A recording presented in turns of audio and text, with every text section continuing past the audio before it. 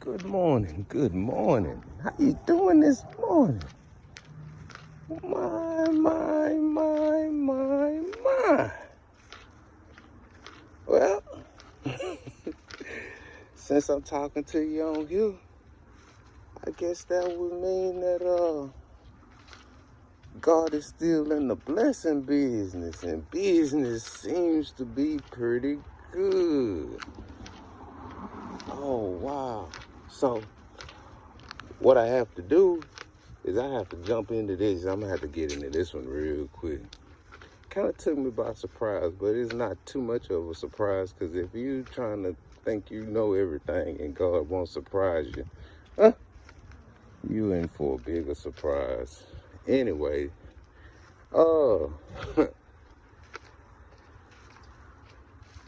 if some of your decisions or some of your thoughts are things that you would not pick or choose to do, if it's not negative, or if it's not like straight crash out, crash dummy stuff like that, you might want to look into it. If you don't want to look into it to do it, it might be for the positive of you, or it might be going and putting you towards something to where it would be taking you out of the box. I had a dream. I'm not gonna tell you the dream. This dream here was kind of, it wasn't explicit or nothing like that, but the dream was like just way out of line. Like, I would never do anything like that, but oh my God, I got morals. No, but it was something that I wouldn't do. I wouldn't do it. Honestly, I wouldn't do it because it would cause too much confusion, and anything that caused too much confusion with me, I don't deal with something that causes too much confusion. But at the same time, if it's something that, is kind of out of the ordinary, I'm not talking about nothing sexual. I'm talking about choices like in life, or I don't usually do this job, or you get it's an opening come up somewhere, and you got a lick on it, and sit there and jump on it. It might be something, but it's not here nor there. I don't really sit there and get into stuff like that, because people make their choices, and what they choose, they just get mad when they have to rock with what they choosing. So, oh yeah, and if you make certain choices, you're gonna have to rock with your choice. It's too late in the game to sit there and change I want to change my answer. Nah, you can't change your answer now. It wouldn't be that hard to change your answer if you didn't sit there and be the judge and the jury for a person for one of your lies. Oh, it take two people to have a baby. Yeah, but it's only one person that got to hold that baby for 9 months. You mean to tell me you wouldn't make better choices into holding this baby for 9 months, or who you do it with? I didn't choose me. You chose me. But at the same time, tell the truth. You still ain't willing to tell the truth. Now. I'm not going and pointing at one specific person. When I do something like that, that means I'm going to a section of people. Because it's not just only one person this is happening to. A lot of the things and a lot of your choices that you make, that would be a good or a bad choice. Would you make a better choice if you was making choices for your kids? It's the choices you live through. Like, people want to live through their kids. If they wanted to live through their kids as a person, would you be okay with the choices you making your kids having to be the one to live through them?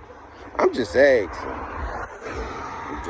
a question, because there's a lot of people bloodlines that's on the verge of not even being able to come outside and play no more. And with they bloodlines not being able to come outside and play anymore, then that means they'll be back to sit here and get it right. That's the whole point. It's a point of coming back and choosing to come back and do stuff right, or is you're being forced to come back and do stuff and make stuff right. If you're being forced to come back and do something, make it right, then you didn't do it right. Free will. You got all these things working in your favor. But it's going to be some stuff that come up.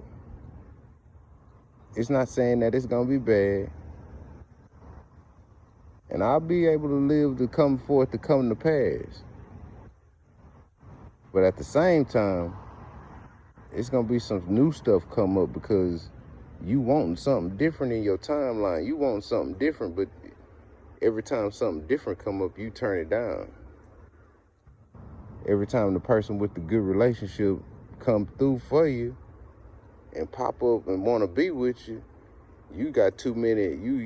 You trying to go eat snow crab legs with John, and then go eat crawfish with Billy Bob, and you trying to do all these other stuff with David and all this other. You going all these other different places, but you ain't paying attention to that one person that's like entertaining your time, but you steady worrying about who trying to pay for something for you, but you independent and got these jobs. Now, I hope y'all understanding and listening to what I'm saying, because if you come here judging me, you judging the wrong thing. There will be a time where people get tired of your shit. If you could talk to me and you could tell me these things and talk to me that strongly of what I am, and then when I give it to you and I show you that I can't be what you just said, and I don't even rock like that person that you're talking about, you talk yourself out your blessing, not me. This whole thing you did by your tongue, and how you talk. You made this whole creation. Your whole reality is what you talk.